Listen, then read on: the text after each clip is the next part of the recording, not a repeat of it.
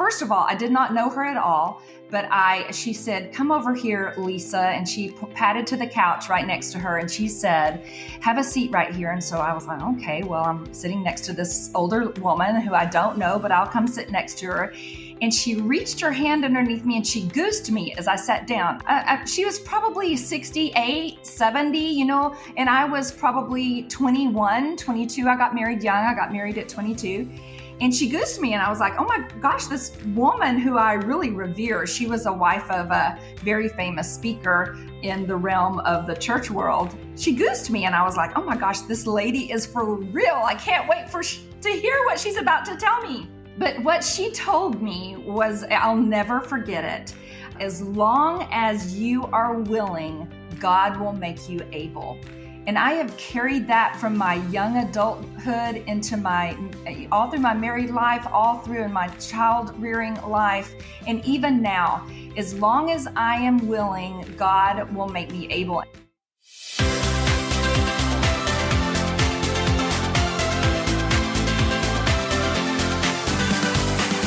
Hey there, I'm Amy Connell. Welcome to Graced Health, the podcast for women who want simple and grace-filled ways to take care of themselves and enjoy a little chocolate in the process. And boy, today's resource it fits those needs. I promise you.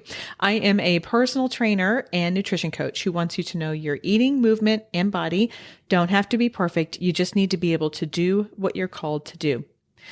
Do you have one of those friends who is just authentically joyful, but also has just a wonderful, beautiful, balanced perspective on the hard things as well?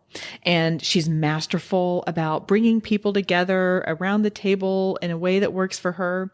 Today, I am speaking with Lisa Kelley, who shares her experiences and recipes for doing just that in her book, Love Soup. She is going to be this friend for you today. Lisa Kelley is the wife of 34 years to her high school sweetheart, Patrick. She is a mom to 4 wonderful adult kids and a daughter-in-law. She's a grandmother to 2 amazing grandkids, and she's a pastor's wife, a daughter, a friend, a flight attendant, an interior designer, and now she's the author of a cookbook called Love Soup, which is way more than a cookbook. It is way more than just recipes. Love Soup is a peek inside the Kelley family mess, her words, by the way, not mine, including funny stories, helpful tips, inspirational thoughts, and great recipe. Lisa shares that she wrote Love Soup as a legacy, and it is truly just that. The stories behind the recipes touch on everything: humor, tenderness, heartbreak, and all have the authenticity of a woman who is just trying to love Jesus and others through it all. You are going to adore her, just as I did. Now, before we bring on Lisa, I would like to remind you, or let you know if you don't know about it, about my book, Your Worthy Body. Look, this is not a diet book. So if you are looking for a how-to on how to lose weight, you can just keep moving and look for somewhere else. Instead, this is a cross-cultural, grace-filled look at how to change our mindset about our body, eating, and movement, all through a lens of faith. So I would love it if you would go grab your copy today. In addition to going over and grabbing Love Soup, we will tell you how to get that in the show notes. Okay, let's bring on Lisa. Lisa Kelley, welcome to the Graced Health Podcast. Hi, Amy. Thank you for having me. I'm so excited to do this. So you are the wife of the pastor of the church I attend. And so he is a very authentic and vulnerable person. And so he will, every now and then, he'll talk about you. And that's always wonderful, lovely things. So this is super exciting for me to be able to get to talk to you face to face and to share the little bit of Lisa Kelley and what you've been working on with the world. Well, thank you. Seriously, Amy, I'm so excited to be with you today. And I'm really grateful that you invited me. Thank you so much. Yeah, well, this will be fun. So before we get into everything, I would love it if you could share a little bit about yourself. And I know you are very multifaceted, so I'm just going to let you take the lead and you can share whatever you want about yourself. Oh, gosh. Okay. All right. Well, here we go. Well, let's see. I married my high school sweetheart, been married for 34 years. His name is Patrick Kelley. I'm a mama to 4 kids, Keaton, Dylan, Matthew, and Madison. And my oldest son, Keaton, is married to the most wonderful daughter-in-law in the world. Her name is Alyssa. And they have given me the best 2 gifts in the whole wide world, my grandkids, Bo and Ella. I am sugar to Bo and Ella, who is 5 and 4. I've been a flight attendant for Delta Airlines for 34 years. I love to travel, love being with friends and family, and I love to eat. My hubby, I'm married to a pastor. So you said that. He's been a pastor now at River Point in West End Church for over 25 years. So we started that church 25 years ago. I started an interior design business about 1.5 to 2 years ago. So I've got that going. Very, very busy world of interior design. And then I wrote a book, and it came out this past November called Love Soup. Just a few things, just a little life, and and yes, you absolutely do have such a full plate. And I do want to congratulate both you and Patrick on the 25 years of River Point. Oh, thank you. That was a really touching service that we in the way that the church celebrated the 25 years. And I don't really know a lot about the ripples in family life from, the senior pastor, but I know that it is something that requires a lot of time, a lot of investment, a lot of attention, a lot of heartache, a lot of joy. And that I know that you were walking right alongside with him. So just enormous congratulations. God has just done such great things. And it's been such a joy to be a member of River Point. Oh, well, thank you. It's been a joy for me too. I tell you what, 25 years is a long time. I can't believe I'm that old. I still see myself as this youngster, but it's been 25 years, and it has been, a very big part of our lives, personal and ministry life cross into each other. And my entire family has experienced it for 25 years. That's all my kids know. Mm-hmm. But I feel very blessed, and I can't believe that we've made it this far, honestly. Oh, it's great. It's great. Okay. So you mentioned that you just wrote a book called Love Soup. So it's funny because your book and my book came out just within a couple weeks of each other. Really? Yes. So we have. Well, congratulations to you too. Thank you. So I have full appreciation for all that went into it. In fact, I think you're like 4-color book, and you have all kinds of stuff. So tell us a little bit. So it's called Love Soup, and I have read it front to back. Oh. Boy, I tell you what, I mean, there are so many elements of it. So I would love for you to describe Love Soup to everybody and what they will get out of it. Okay, I'll try to. Well, I've got to kind of start from the beginning. It began as kind of a legacy or a love letter to my kiddos and to my family. I felt like I had gleaned so much in raising 4 kids, and just from friends and family and mentors that had shared things with me. I wanted to be able to pass that on to my kids and it not ever get lost. Because, at some point we come to the end of our life and all of a sudden it's like, oh, shoot, I wish I would have written all of this down. And so I wanted to take that opportunity to do it before I was at the end of my life. So that's kind of how it started. And then God just kind of laid it on my heart that it needed to be more than just for my kids and for my family, but it needed to be for my friends. And then God just kept pushing and pushing and pushing. And so that's kind of why it became a book. It started as a cookbook. So it's all of these wonderful recipes. I've got to say, Amy, up front, I am not the best cook in the world. I really am not. And the fact that I even wrote a cookbook is kind of a funny thing in my family. They get a great laugh from it. Because I'm not the best cook. I was the person that Patrick used to joke that I cooked from scratch, which means I scratched open the box. Yeah. Over the years, friends and families and neighbors and even my kiddos have passed on recipes that I felt like needed to be shared with other people. So that's how it started. But with each of the recipes, I wanted to be able to write some background. So every recipe in the book kind of has a meaning to me, or it came from a place of love or a place of disaster or something that had some meaning in my life. And so I've written a small story about each one of the recipes, but I also wanted to put in there words of wisdom and advice that people had passed on to me, or things that I learned that I wanted to be passed on to other people. So everything it's all about taking what came in one ear, and without it going out the other ear, I wanted it to come out of my mouth, or in this case, I wanted it to come out in my pen, into my words, and onto a book. I love hearing you say all of that, because that's exactly how I felt it to be. And in fact, I was describing it to an event that actually we did up at the church a couple of weeks ago. And I was like, this is I actually described it as a love letter to your best friend. Because I feel like this is the printed version of like, hey, you know what? This is what has worked for me. And it's not all perfect. The stories behind it aren't perfect. I haven't always done things this way, but this is what's worked.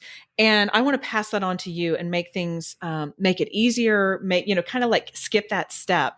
And I just think it's such a great compilation of that. And I loved reading the stories too, that are associated with it, which I think is so applicable, right? Like even when we go on Pinterest and we get, I like to kind of read the stories about how something came out, came to be. So yeah, I think that was really great. And it's just has such wisdom in it. And, I was actually describing it to someone. I was like, I think that this is also like a great bridal shower gift. Like, hey, you're just starting off in your life.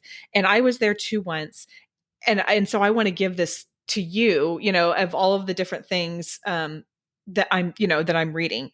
So along those lines, if a young woman were to get this at a bridal shower, what would you hope that she would be able to glean from it? Because you have a lot of applicable stuff, but you have a lot of wisdom in there as well. Oh gosh. Well, thank you for saying that, first of all. I think if I'm just thinking about a young adult or a young woman getting about to get married or something like that, I guess the best advice I would give, and I hope it's the kind of line that they would get from the book, is you just got to take one day at a time. Yeah. And you got to put God first. I mean, you can't hardly do it aside from that. There's so much noise in our world that's just coming in at us, from every single angle.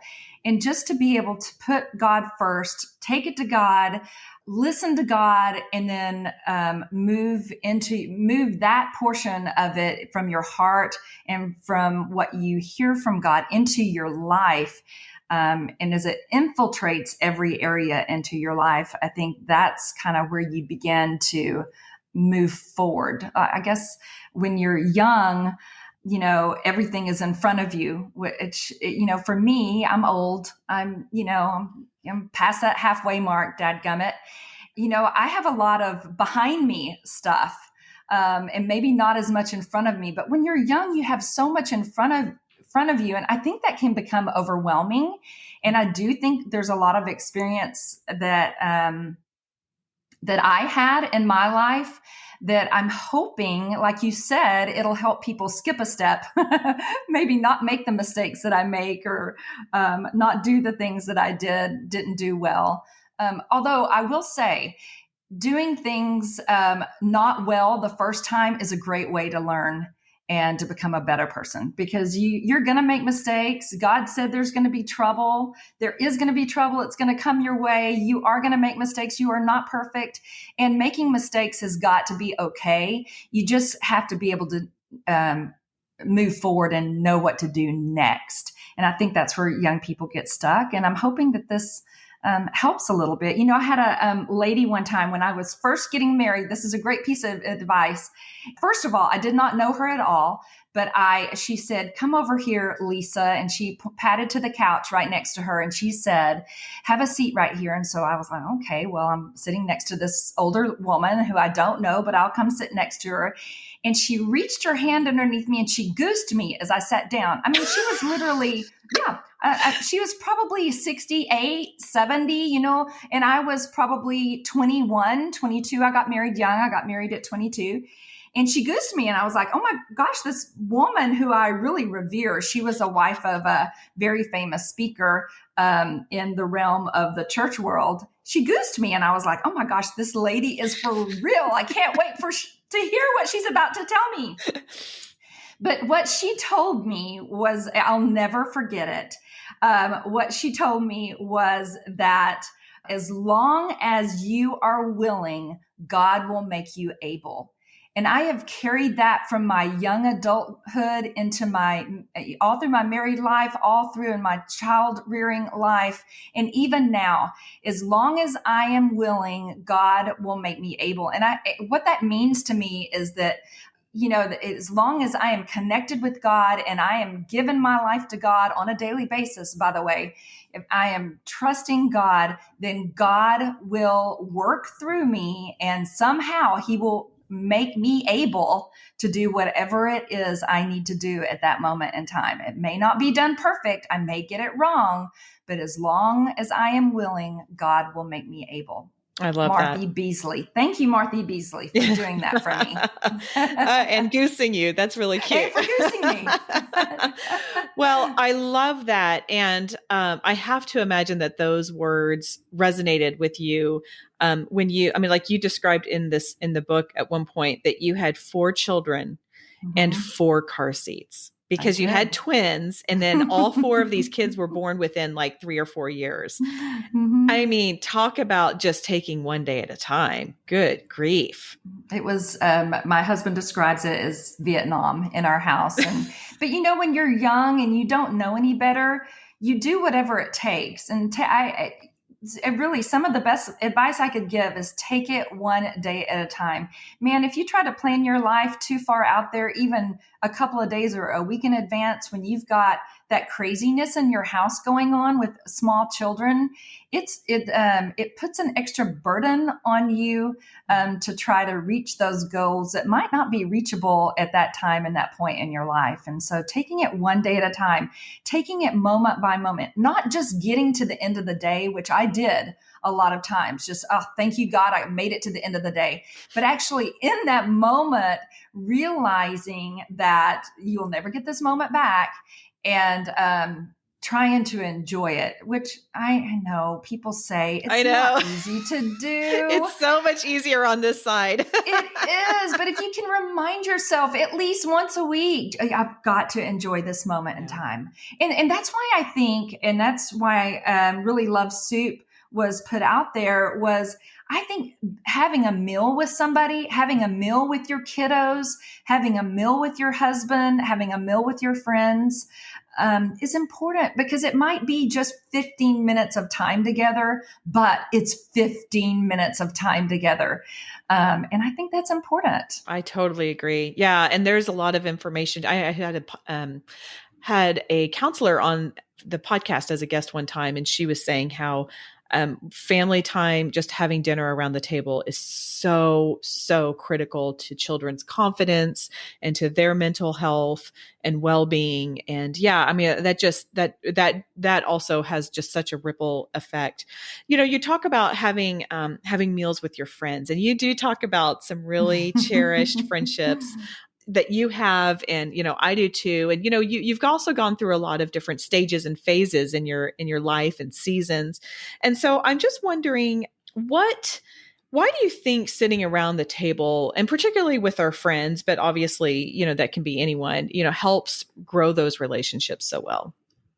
Well, I think that's where you can really go deep, during the day, or on a quick text or a phone call or through an email. You can't really look into somebody's eyes and know what they're going through. A friend of mine and I just took a little trip together just this past weekend. And at the end, we're sitting side by side with each other, and we're talking, about what our kids are doing, and we're doing the chit chat thing, and we were together for a long time.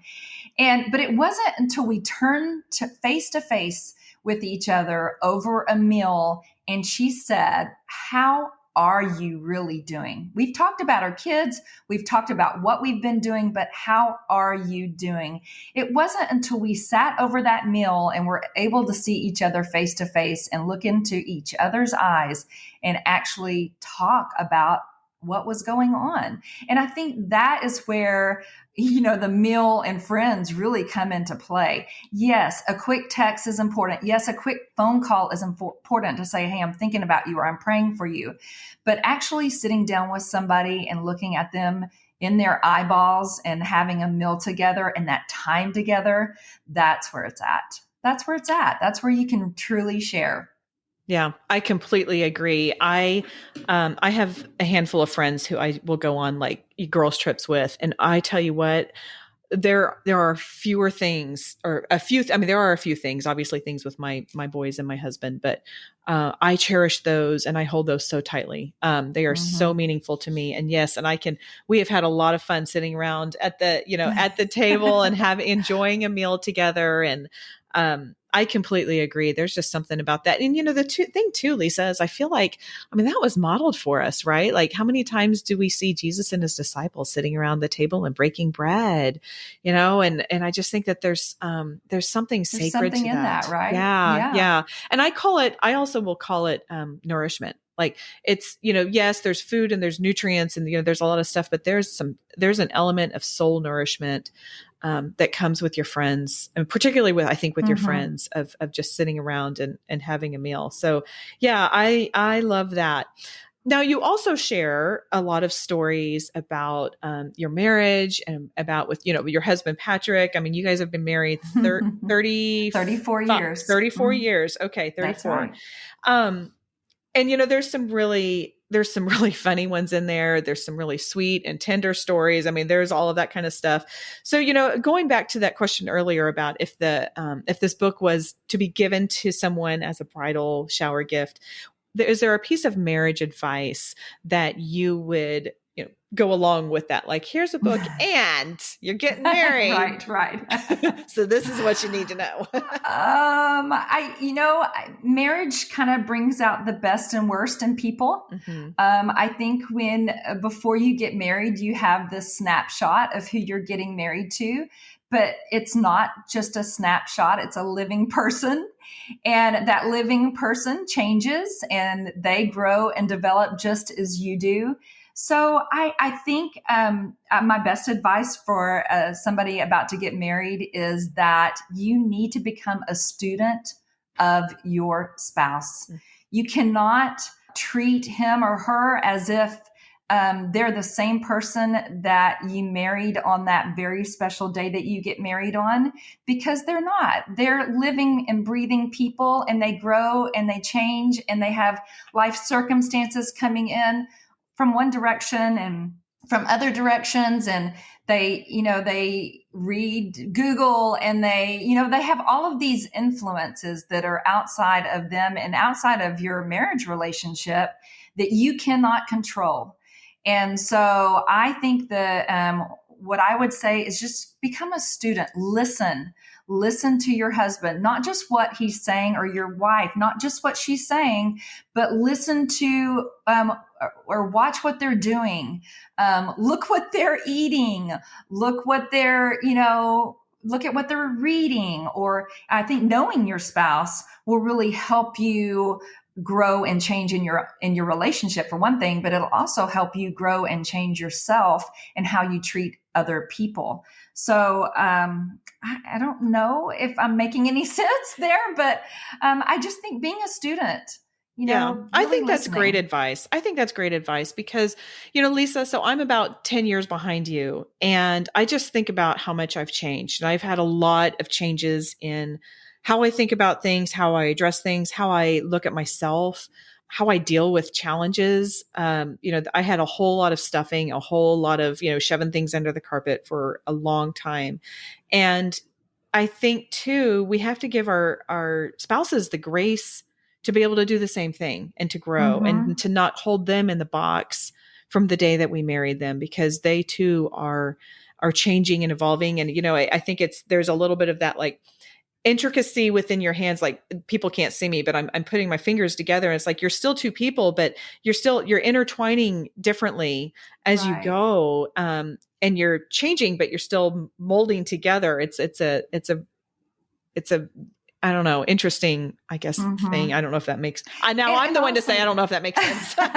Well, I think, I'm very fortunate in that I am married to somebody that also trusts God. And so we trust God together, and we have that in common with each other. But I know that so many people don't have that. There's so many one-sided relationships where one person trusts God and the other doesn't trust God. And at times, I'm sure that feels very hopeless. And I would say in that situation, the only thing that you can do, you can't control your spouse, right? Mm-hmm. You can't control what they do or what they think or who they are. But what you can control is you and how you respond to what they think and who they are. And so talk about a hard place to be. I can't imagine. And I know that is difficult, but I do know that God can help us in that very difficult situation. But I do, there are times when my husband has gone wacko and thinks something completely different from I do. And I'm sure it's me that's probably wacko and not him. But, when it comes down to that moment in time, I think he's wacko. So my only place to go is to God and say, God, how do I deal with this situation? Who is it that I need to be? What are the things that I need to change? Because that is the only thing that I can control. And my husband isn't really wacko, but those times in your marriage we all when you're like, what is going on? In any relationship, really, not just marriage relationships. Yes. And I love that you bring up that sometimes it is one-sided, and that we can only control our response. We can't really control them. I had a pastor one time say, no woman has ever nagged her husband to Christ. That's right. And I love it. And it's so true, right? Like what they're going to be drawn to, and God will work on their hearts in the right time. That's right. But it's, what they're going to be drawn to is the love and kindness and gentleness and patience and, all those fruits of the Spirit. And that's what's going to be more productive than, well, you need to go to church with me, or exactly. Yeah, that falls on deaf ears every single time. Yeah. It does. Yeah. I mean, we want it to work, and we're hoping that works, but really, Yeah. The only thing you can do in that situation is go to God and trust God and know that God's going to handle it, like you said, in His time and not yours. And you've got to be faithful, and you've got to be patient, and all those things that are so, so hard to be. But God will work it out. He will. Okay. So going back so we've talked about friendships. We've talked about a little bit about my marriage. Let's talk about going back to, because it still blows my mind, having 4 children in 4 car seats at the same time. What were we thinking, right? If you could go back to Mommy Lisa, with all of those 4, I mean, like, how do you even get 4 kids in a car seat at one time? But you don't have to go through the logistics of that. But well, I will say, thankfully, when my kids were all in car seats, it was, it was those first few years that minivans came out, and they had the door on either side. And so you could load in kids from, oh man, that was mind blowing and world changing right there. Minivan. I had a minivan. It was the best. Oh, I was very proud. I was a very proud mama of a minivan. Having 4 kids that young was hard, but I think I said it earlier. I didn't know any better. And I was young. I was a baby. I was 26 when I had my first and 27 when I had my second. And I was one day past my 30th birthday. Actually, I was 26, 28, and one day past my 30th birthday that I had the twins. And so I was young enough and had enough energy. I mean, let's be honest. I had some great people around me. I had a husband that was willing to help wherever he could. And I had, parents and grandparents that were willing to help wherever they could. And I had wonderful friends that did the same thing. But you don't know any better. And you just put one foot in front of the other and you do what you have to do. And you strap all those kids in and, you're feeding at different times and you're tired at the end of the day.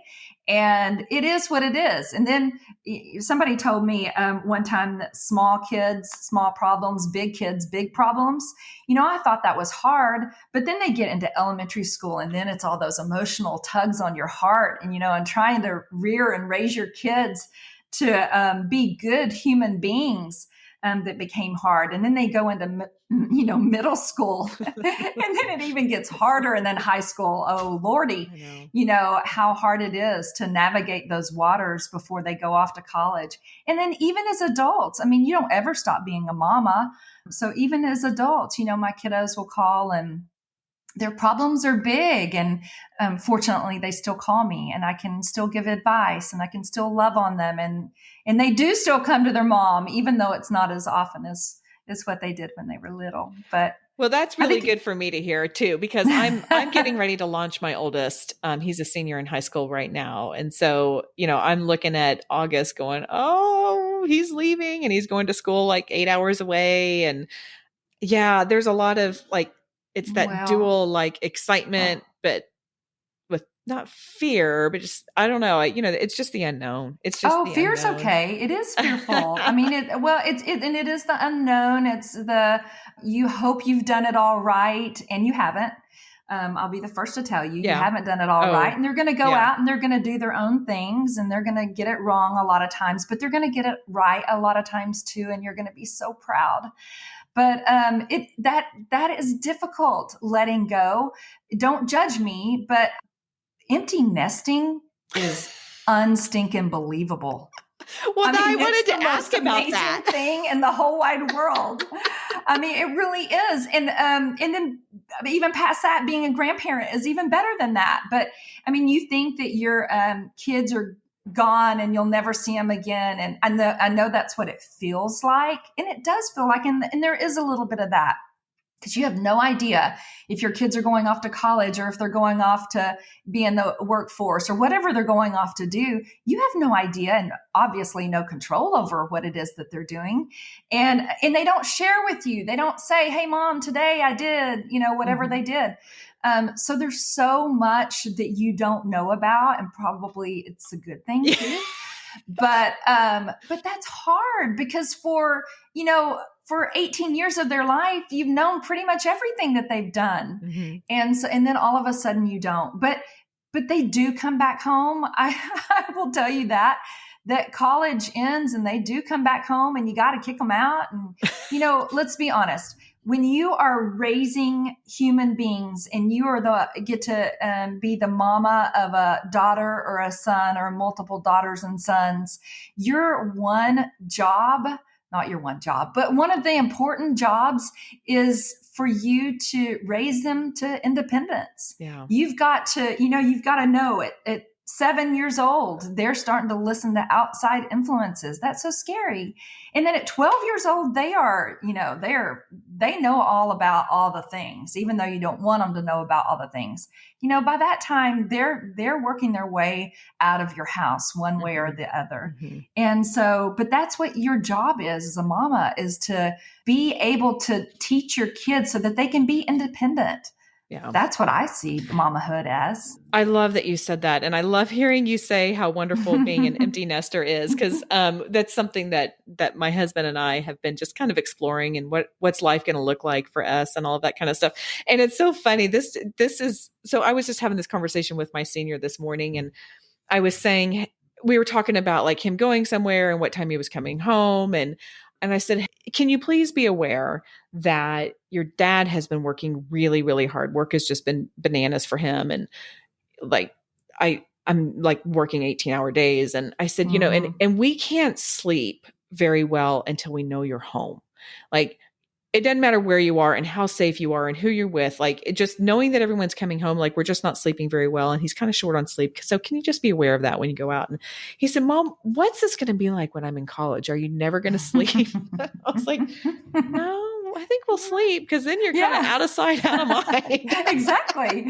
That's exactly right. I'm just, there's only a certain amount that we can worry about you and not Oh, worry that's about the so sleep. true. I Yeah, I agree. know. It is funny. We can definitely feel that pulling away. He's ready to launch, but it's really nice to hear you say how great being an empty nester is. It's wonderful. And I mean, let's be honest, training kids is, the Bible says, train up a child in the way he should go. And when he's old, he will not depart from it. Well, it doesn't mean that he's not, doesn't have his own free will, because he will make different choices than what you will want him to make. Mm-hmm. But it's that training time that you have had with him up to this point that he is never going to forget. It's always going to be in the back of his mind. It's always going to be in his heart. It doesn't mean that he's going to choose right every time. It doesn't mean that he's going to choose to do the same things that you feel like is important to do. Yeah. But he's got that training, and he's got it embedded in him. And way to go, mama, because I know it's hard. It's letting go is hard, but you've done your job. And a pat on the back to you. Yeah, they're getting out I wish alive. I could give you exactly. Like, what more can we want? Oh, I love that. Okay. All right. So you wrote this cookbook. You wrote a lot of just wisdom, and we've talked a little bit about some of that wisdom it's just so rich in there and so many wonderful things. But let's get real practical here. I would love to hear 5 things in your refrigerator that, like, it is an emergency, you got to go to the grocery store if you are out of. I would say number 1 is butter. I mean, everything I have, every recipe I have, I would not say that this cookbook is about being healthy. Although maybe my next one will be. Maybe we'll go a little bit healthier. But I think everything has got butter in it. Everything has got cheese in it. So dairy products are importante. Let's see what else. I mean, again, don't judge me. Lisa, there's no judgment. I know, but I'm going to lay this out here. And I know that some listeners are going to they're going to click off right after I say this. Canned chicken, people. Canned chicken is unbelievable. It will cut your cooking time in half. No, it's not the best stuff in the world. It's not the healthiest stuff in the world. But if you're needing to put together something that has got shredded chicken in it, canned chicken is the way to go. Can I name 5? I don't know if I can. How many did I name? Well, you said butter, and we'll call it cheese. Okay. And canned chicken. Okay. Let's see what else. In a pinch, I love fresh fruit for dessert. Mm-hmm. So I've always got grapes or blueberries or raspberries in there. Okay, I know what my 5th one is, because this goes into so many of my recipes. Plus, you can make a wonderful dessert topping with it. It's whipping cream. It's not healthy, but heavy whipping cream can go a long way, baby. It can go into your, you can whip that sucker up without any sugar in it and put it in a chicken dish and make it a creamy chicken dish. Or you can add a little splash of sugar in it and top it onto your fresh berries. And so you're talking about like the pourable heavy whipping cream. Yes, the pourable heavy whipping cream. Again, with the dairy, Moya. Yeah, lots of cheese. I am me and my charcuterie boards. You would not believe how quickly I can put together our charcuterie board. With a little cheese, a little sliced salami. Yeah. That sounds heavenly. And a glass of red wine too, please, by the way. And a glass of red wine to go with it. Exactly. Yeah. No, I love that. And so this is the thing. I mean, not all of those things are like the most healthiest things in the world, but in my opinion, taking care of our body, it goes so much farther beyond like getting all of exactly the right foods in our body and the micros and the macros and the right. Like, I just feel like there is so much again, to that word nourishment, there's so much nourishment to sitting around the table, to eating foods that that while we're eating it, we're laughing so hard that we almost pee our pants, that Mm-hmm, we, mm-hmm. like those are the kinds of experiences to me that I remember. I don't remember like the perfectly balanced meals. And yes, I want to, I want to True. put good foods in my body, but I also want to enjoy the charcuterie board with my True. family. I mean, like my younger son, that is the fastest way to get him out of his room is like take a picture of the salami. He's like, I'm Yes. in, I'm in. And that's what I want them to remember. Not that we had asparagus every Sunday night, Right.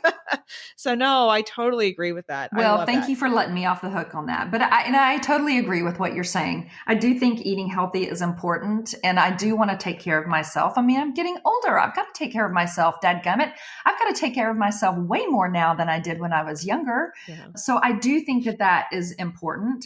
But I also think that enjoying, something decadent is also important. Yes. And I love the fact that I can still be worth something, even though I've gained a couple of pounds, than when I'm, 5 pounds lighter. I'm still worthy, right? I'm still worth something. Absolutely. I can still be a good friend. I can still be a good mom. I can still be a good wife. Yeah, I completely agree. I had this realization a long time ago. I wish it was longer, but I did. So I wish I would have realized it when I was like 22. But it's like I'm not going to be laying on my deathbed going, I just wish I was 5 pounds less, right? Like those aren't the Exactly. things that are important. And yeah, I'm with you, Lisa. Like I'm in a bigger body than I was, but you know what? I'm happy. I'm moving well. Yeah. I'm feeling good most I mean, days. don't get me wrong. I'm on a diet all the time, or not a diet, but I'm trying to watch what I eat all the time. I want to be healthy. I do. I think it's important, but Yeah. But there's I'm not balance going to be. Yeah, exactly. Absolutely. Oh, goodness. Okay. So I have 2 more questions that I ask all of my guests. The first one is I am fascinated by tattoos. I don't have any, but I have found when people put body art on their body for the rest of their lives, they will often have like a meaning behind it or a reason or something like that. So I was wondering if you had any tattoos, would you be willing to share what it is and if there's a meaning behind it? And sometimes there's not, and that's fine too. And if you don't have one, but you had to get one, what would it be and where would it go? Well, I don't have a tattoo. I kind of wish I did. I think they're cool looking. I really don't like pain. So that's probably, when I was younger, I thought, oh, I'm going to go do it. Patrick, let's go get one together. Now that I'm a little bit older, I'm like, oh, why would I subject myself to pain like that? That doesn't interest me much.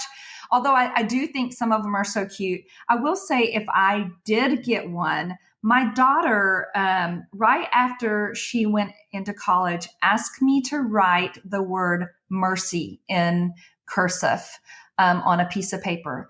And she took that word that I wrote out and took it and had it tattooed on her arm. And I think it's so pretty.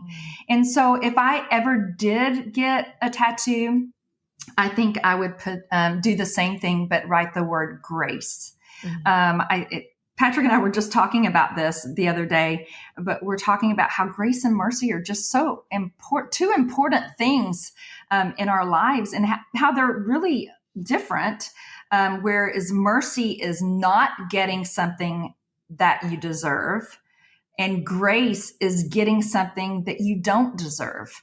And how many times have I gotten something that I don't deserve? God grace me with that. God has graced me with that. Or how many times I've not gotten what I deserved. God has shown mercy to me. I just think those 2 words they're so powerful, aren't they? They're bottom line with, my life. I love that. So, yeah. grace, It's just, I guess. it's so hard to even, my whole ministry is graced health. So I'm totally along with you with that, but man, it is so hard to even get my head around the scope of grace and mercy that I had, that is given to me by God. Yeah. It's just so much sometimes. Yeah. We have no idea.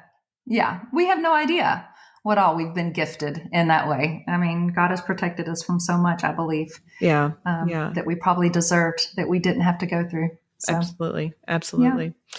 So along those same lines, or, that thread, do you have a meaningful Bible verse, which I know I used to say favorite, and then my friend Emily Baker, who is actually, she and her husband have been in ministry for a long time. She's like, well, that's like asking me to say what kind of favorite movie. She was like, do I want something happy? Do I want something sad? Do I want a drama? Yeah, exactly. Exactly. So now I just say meaningful, and you can take it however you want. Well, I will take it. I mean, what is meaningful me right now in this moment in time? I pulled out Psalm 25, 4-5, which says, show me your ways, O Lord. Teach me your paths. Guide me in your truth and teach me. For you are God, my Savior, and my hope is in you all day long. And I love that. I love that I'm just being reminded, oh, this thing is going bad. Oh, I tend to take over. I tend to be a controller, and I tend to start going, in this one direction. And I have to put a halt, a stop sign in front of me, because I need to take it to God, because God will guide my path. He will teach me. My hope has got to be in him, and it's got to be in him all day long. So it's just a reminder to me right now, as things are crazy busy in my life with my interior design business, with my book, with being a grandmommy, with being a wife to a pastor of a large church. I have got to have my hope in God all day long. Amen. So, yes, that's great. That's fantastic. Lisa, thank you so much for your time. This was so fun. And I would really just encourage everyone to go grab Love Soup, get it for the people in their life who they just want to give some practical, information, but then also some love and some wisdom and fun stories to go along with it. I just highly recommend it. Tell people how they can connect with you and where they can get it. Well, first I want to say thank you again, Amy. I appreciate you so much for inviting me on here. Yeah. Thank you. It's been so meaningful to me just to be able to share, and I'm grateful to you for this. They can go to my website, www.lovesoup.com, and order it there. And if they're in the Houston area, I would love for them to stop by West End Church, which is inside the Loop, or a couple of other locations at the Richmond campus, River Point Church, or the Missouri City campus, River Point Church. And it's available in the bookstores there. Yeah. Also, forget, at the Coffee House in Houston. My book is available at the Coffee House at West End. Yes, that's a great place. I have yet to get up there, and I keep meaning to, because it just looks so cool. So cool. It's a pretty amazing place. You need to go. It is. And I will put all the information too. If people are listening in the Houston area and they're interested in just showing up, River Point is wonderful about just welcoming people wherever they are, no matter what their faith is. If they're even sure about having a faith, that it is a wonderful, welcoming environment. And so I would invite anyone to show up and buy the book and, listen to the sermon. They're always really good. They're always really good. Thank you for your time, Lisa. I appreciate you.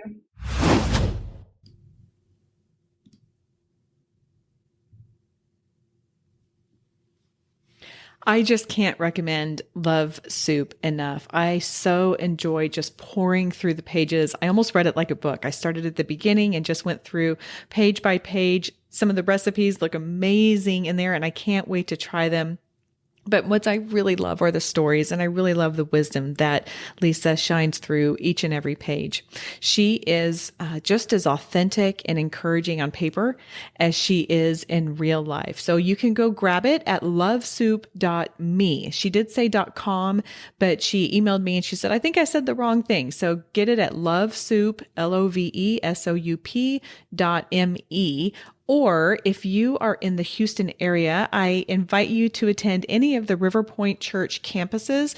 I will link to River Point Church, and then you can see where all of the campuses are that are close to you. And you can grab it there if you are in the Houston area. Now, if you found value in today's show, here are 3 simple things that would be super valuable to me. Number 1, rate and review this podcast.